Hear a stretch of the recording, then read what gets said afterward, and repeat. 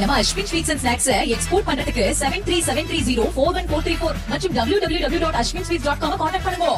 டிட்வா புயல் காரணமாக தூத்துக்குடி மாவட்டம் திருச்செந்தூர் மற்றும் அதன் சுற்றுவட்டார பகுதிகளில் தொடர்ந்து 2 நாட்களாக மழை பெய்து வரும் நிலையில் திருச்செந்தூர் பேருந்து நிலையம், காந்தி தினசரி சந்தை உள்ளிட்ட இடங்களில் குளம் போல மழைநீர் தேங்கியுள்ளது. கூடுதல் விவரங்களை செய்தியாளர் சதீஷ் வழங்க கேட்கலாம். சதீஷ், வணக்கம். கள தகவல்கள். வணக்கம் கௌதமி. திருச்செந்தூர் மற்றும் அதன் சுற்றுவட்டார பகுதியில் பெய்து வரும் தொடர் மழையால் பேருந்து நிலையம், ரயிலடி விநாயகர் கோயில் உள்ளிட்ட நகரின் பல்வேறு இடங்களில் மழைநீர் சூழ்ந்தது.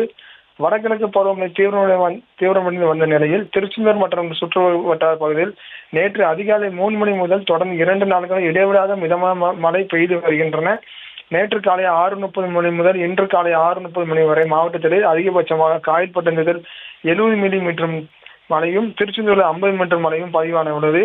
மேலும் தற்போது வரை மிதமான மழை பெய்து வருவதால் திருச்செந்தூர் பேருந்து நிலையம், காந்தி தினசரி சந்தை, ரயிலடி விநாயகர் கோயில், சந்தன மாரியம்மன் கோயில் உள்ளிட்ட இடங்களில் மழைநீர் சூழ்ந்து குளம் போல் காட்சியளித்து வருகிறது. இதனால் பேருந்து நிலையத்துக்கு வரும் பேருந்துகள், பயணிகள் சிரமம் அடைந்தனர். மேலும் காந்தி தினசரி சந்தைக்கு பொதுமக்கள் சென்று பொருட்கள் வாங்க முடியாமல் தவித்து வருகின்றனர்.